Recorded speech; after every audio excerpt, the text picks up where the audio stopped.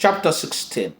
But as already discussed in chapter 15, the chapter brings out retrospection, especially as the present Reverend Father traces the arrival of the church in the community in 1927.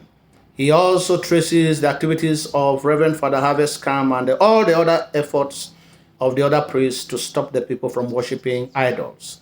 The chapter also deals with the tradition, especially after the purification to the serpent deity. It also is important because it handles the importance of the use of proverbial language. A mother says, "My daughter cannot be spread out like coffee on a drying pad." This is to mean that she will do everything to safeguard her daughters, to keep her daughters safe.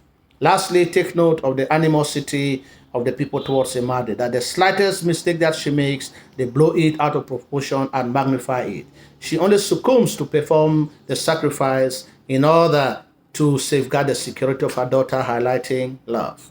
In chapter 16, Awane is very happy that the matter has been resolved amicably, but the mother decides to move into bed to the mission to live with Teacher George and his wife.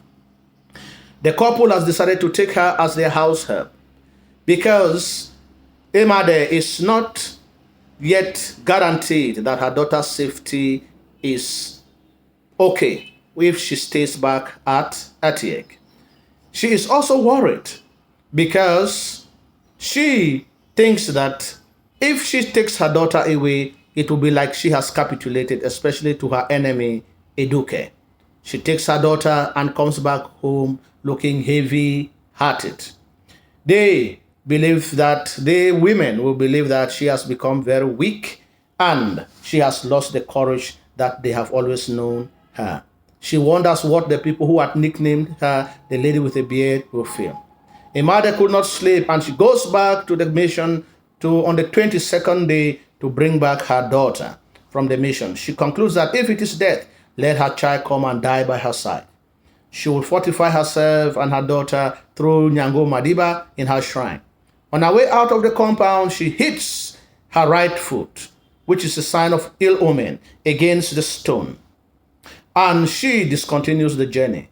A million questions are raised in her mind, and she believes that there is something very mysterious about the food stopping.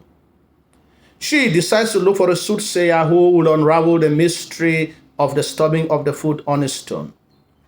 Although the purification is done successfully, a mother has some misgiving about the present circumstances that surround the stubbing of her leg. The safety of Tube is primordial, and her decision to send her to the mission is for her own security. Her ego is also crushed as she thinks that sending Tube to the mission will mean that she has capitulated or has broken down. Consequently, she brings back her daughter to ensure her security by herself. She would fortify herself and her daughter at Nyango Madiba's shrine, highlighting superstition. She also hits her leg when she decides to go and bring back her daughter from the mission, and she concludes that something is amiss. She raises so many questions in her heart and decides to search for someone who will unveil the mystery, highlighting superstition. This chapter is very important because it will also highlight a mother's feminist stance, as she will want to look for a soothsayer, but she wants to settle down only with a female soothsayer. And this will lead her to take a long, perilous journey, which will take her around many villages for many months. I also want you to take note of the love that the mother has for her daughter. Every action that she takes, is motivated by her love for her daughter. She does not want her daughter's life to be in danger. That is why she decides to perform the sacrifice to the serpent deity, and she also decides to take her daughter to the mission to stay with Teacher George and his wife so that her safety can be guaranteed. Nevertheless, she believes that even though her daughter is out of Etiek, her life may not be still secure. She decides on the 22nd day to go and bring back her daughter so that she might guarantee her own security by herself. As she puts it, if it is death, let her daughter die by her side.